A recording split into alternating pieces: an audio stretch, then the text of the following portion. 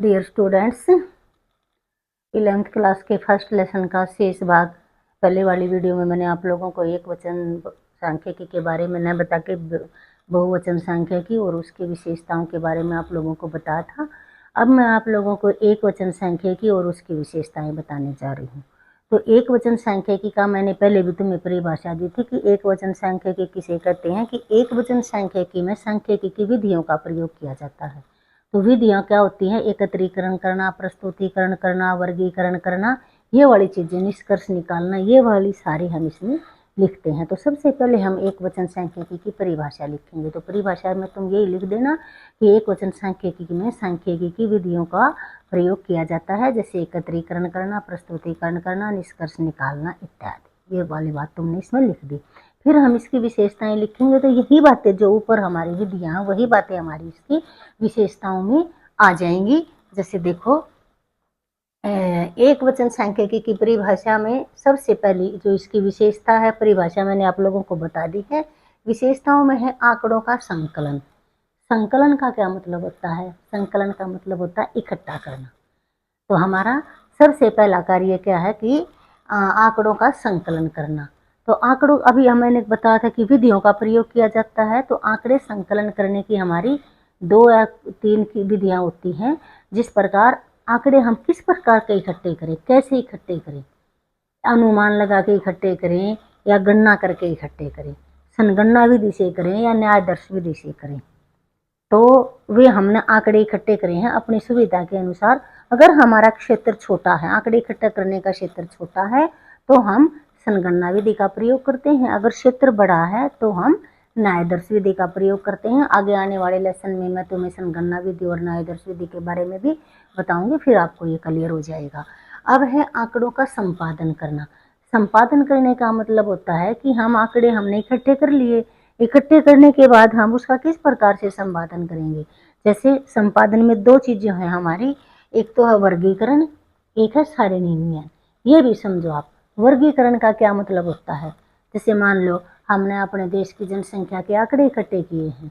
तो आंकड़े इकट्ठे किए हैं जनसंख्या के, तो हमने उसमें देखा कि भाई इतने स्त्री हैं, इतने पुरुष हैं, अलग अलग से लिख दिए जनसंख्या, फिर लिखा स्त्री, फिर लिखा पुरुष। फिर हमने लिखा जो स्त्री हैं वे कितनी पढ़ी लिखी हैं, मतलब कितनी शिक्षित हैं, कितनी अशिक्षित हैं।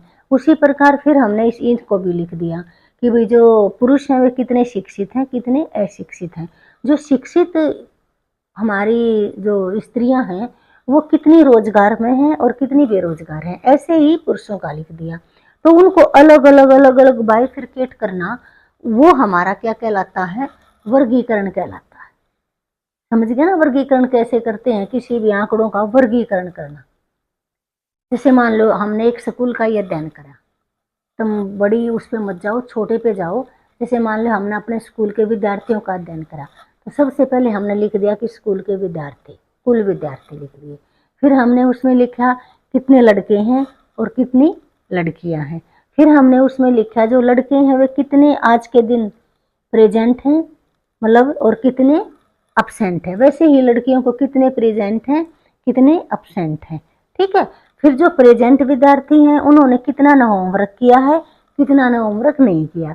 इसी प्रकार से जो भी हमने अपने आंकड़े लिखने हैं उसी में हम डिस्ट्रीब्यूट करते जब चले जाते हैं तो वो वर्गीकरण कहलाता है। देखो मैंने यहाँ थोड़ा सा लिखा वर्गीकरण। जैसे ये जनसंख्या है, फिर ये हो गया हमारी जनसंख्या में स्त्रियों की संख्या, पुरुषों की संख्या। फिर स्त्रियों की संख्या में शिक्षित स्त्री, अशिक्षित स्त्री, ऐसे ही पुरुषों में शिक्षित हो गए और अशिक्षित हो गए।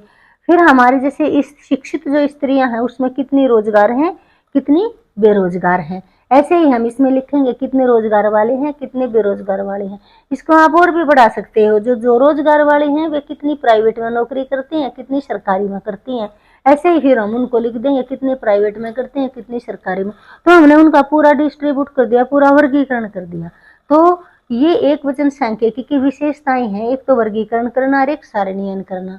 हम जब आंकड़ों को सारिणी के रूप में दिखाते हैं, आंकड़ों को एक सारिणी बनाकर हम उसको दिखाते हैं, तो वो एकदम से देखने में, पढ़ने में बहुत ईजी हो जाती है। ऐसे ही वर्गीकरण में भी ईजी हो जाता है सारा। एक एक नज़र में ही आप लोगों को पता चल जाएगा कि एक देश में इतने स्त्री हैं, इतने पुरुष हैं, इतने शिक्षित हैं, इतने अशिक्षित हैं, इतने रोजगार वाले हैं, इतने बेरोजगार वाले हैं, इतने प्राइवेट नौकरी करते हैं, इतने सरकारी नौकरी करते हैं, सब कुछ एक नज़र में दिख जाएगा। तो वर्गीकरण का करने का एक तरीका जो होता है वो सांख्यिकी का बहुत बढ़िया एक तरीका है, जिससे हम आंकड़ों को बहुत जल्दी और आसान तरीके से समझ सकते हैं। ऐसे ही हमारा सारणियन, कोई भी हम सारणी बनाते हैं, जैसे मान लो मैंने बनाई 10 से 20 वर्ष के कितने पुरुष हैं, कितनी स्त्रियां हैं, यहाँ हमने लिख दिया। ऐसे 20 से 30 वर्ष वाले कितने हैं, 30 से 40 वाले कितने हैं, उनको हम आगे और भी बाइफरकेट कर सकते हैं, लेकिन उसको एक टेबल के रूप में जब हम लिखते हैं तो वो क्या कहलाता है, सारणियन। अब हम मुख्य रूप से एक वचन सांख्यिकी की परिभाषा और उसकी विशेषताओं वाला प्रश्न कर रहे हैं। तो एक वचन सांख्यिकी की परिभाषा मैंने आप लोगों को बताई। अब उसकी ये विशेषताएं हैं। विशेषताओं में नंबर 1 आंकड़ों का संकलन करना। संकलन का मतलब है इकट्ठा करना। आंकड़ों का संपादन करना। संपादन में 2 बातें शामिल होती हैं, वर्गीकरण करना और सारणीयन करना। फिर होता है आंकड़ों को प्रस्तुत करना और आंकड़ों का निष्कर्ष निकालना। अगली विशेषता है कि आंकड़ों को फिर हमने इस प्रकार से प्रस्तुत किया, दिखाया और उसके ऊपर निष्कर्ष निकाला। निष्कर्ष निकालने का मतलब क्या होता है, जैसे देश की जनगणना जब हमने करी तो हम ये निष्कर्ष नहीं निकालते कि हमारे देश में बेरोजगारों की इतनी संख्या है, पढ़े लिखों की इतनी संख्या, तो एक पूरा निष्कर्ष हो जाता है उसके ऊपर, तो वो निष्कर्ष निकाला जाता है। ठीक है, तो ये हमने इसकी विशेषताएं इसमें लिखनी है और ये एक वचन सांख्यिकी की परिभाषा है। अब एक छोटा सा प्रश्न और मैं तुम्हें इसके साथ साथ बता देती हूँ कि सांख्यिकी विज्ञान है या कला। सांख्यिकी विज्ञान और कला दोनों है। सांख्यिकी विज्ञान के रूप में और सांख्यिकी कला के रूप में। बहुत बार तो छोटा सा ही आता है कि सांख्यिकी विज्ञान है या कला है, तो हम लिख देते हैं सांख्यिकी दोनों है, विज्ञान भी है कला भी है। विज्ञान के अपने कुछ उद्देश्य होते हैं, विज्ञान के अपने कुछ नियम होते हैं। विज्ञान के जो नियम होते हैं वो हमेशा शुद्धता के आधार पर ठीक होते हैं। उसी प्रकार से जैसे विज्ञान के अपने नियम होते हैं, सांख्यिकी के भी अपने नियम होते हैं। सांख्यिकी के भी जो निष्कर्ष होते हैं वो शुद्ध होते हैं। विज्ञान के नियमों पर विश्वास किया जा सकता है तो सांख्यिकी के नियमों पर भी विश्वास किया जा सकता है। इस प्रकार से जैसे मैं बोल रही हूँ, बस तुमने ये ऐसी प्रकार से बातें लिख के फिर लिख देना है, इसीलिए सांख्यिकी भी एक विज्ञान है। मतलब विज्ञान के अपने नियम होते हैं, विज्ञान के नियम शुद्ध होते हैं, विज्ञान के नियमों पर विश्वास किया जा सकता है। इसी प्रकार सांख्यिकी के भी नियम होते हैं, सांख्यिकी के नियम भी शुद्ध होते हैं, सांख्यिकी के नियमों पर भी विश्वास किया जा सकता है। इसीलिए सांख्यिकी भी एक विज्ञान है। ये आप लोगों ने इसमें लिखना है। जो कला के रूप में सांख्यिकी, कला हमें कार्य करना सिखाती है। व्यवहारिक उद्देश्यों की प्राप्ति के लिए जब हम कोई कार्य एक ढंग से करते हैं तो उसे हम कला कहते हैं।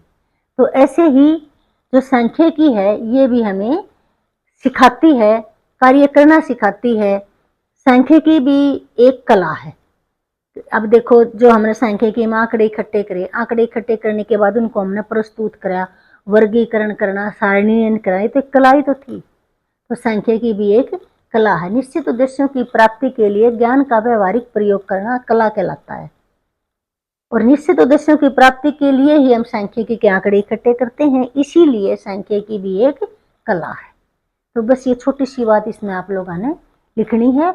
अब नेक्स्ट वीडियो में जो इसका शेष भाग जो भी हमारा इसमें बचा हुआ है, मैं आपको वो नेक्स्ट वीडियो में दे दूंगी, फिर आपका लेसन 1 पूरा हो जाएगा। तब तक आप जितना मैंने आप लोगों को पढ़ाया है, जितना मैंने आप लोगों को बताया है, जो विद्यार्थी मेरी वीडियो देखते हैं तो मेरे चैनल को लाइक और सब्सक्राइब जरूर कर देना। धन्यवाद।